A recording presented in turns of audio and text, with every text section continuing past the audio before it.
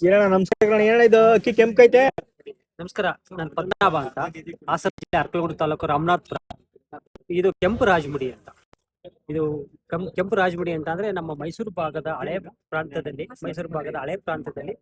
ಇದು ಬೆಳೀತಾ ಇದ್ದಂತ ತಳಿ. ಇದು ಮೈಸೂರು ಮಹಾರಾಜರಿಗೆ ಮುಡುಪಾಗಿದ್ದಂತ ತಳಿ. ಅದಕ್ಕಾಗಿ ಇದ್ರ ಮೈಸೂರು ರಾಜಮುಡಿ ಅಂತ ಅಂದ್ಬಿಟ್ಟು ಹೆಸರು ಬಂದಿದೆ. ಇದು ವಿಶೇಷತೆ ಏನಂತ ಅಂದ್ರೆ, ಒಂದೇ ಜಾಗದಲ್ಲಿ ತುಂಬಾ ವರ್ಷ, ಒಂದು 10 ವರ್ಷ ಬೆಳೆದ್ರೆ ಬಿಳಿ ಇರೋದು ಕೆಂಪಾಗ್ತಾ ಹೋಗ್ತದೆ.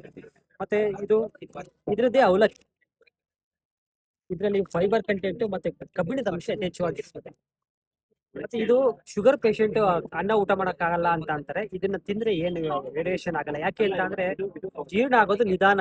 ಫೈಬರ್ ಯಥೇಚ್ಛವಾಗಿರೋದ್ರಿಂದ ಗ್ಲುಕೋಸ್ ಅನ್ನ ನಿಧಾನವಾಗಿ ಬಿಡುಗಡೆ ಮಾಡುತ್ತೆ. ಹಾಗಾಗಿ ಶುಗರ್ ಲೆವೆಲ್ ವ್ಯತ್ಯಾಸ ಆಗಲ್ಲ. ಹಾಗಾಗಿ ಧೈರ್ಯವಾಗಿ ಶುಗರ್ ಇರೋ ಅನ್ನ ತಿನ್ಬೋದು. ಈ ಅನ್ನ ಇದರಲ್ಲಿ ಫೈಬರ್ ಕಂಟೆಂಟ್ ಚೆನ್ನಾಗಿರುತ್ತೆ, ಮತ್ತೆ ಡಯಾಬಿಟಿಕ್ ಪೇಷಂಟ್ಗೆಲ್ಲ ತುಂಬಾ ಒಳ್ಳೇದು.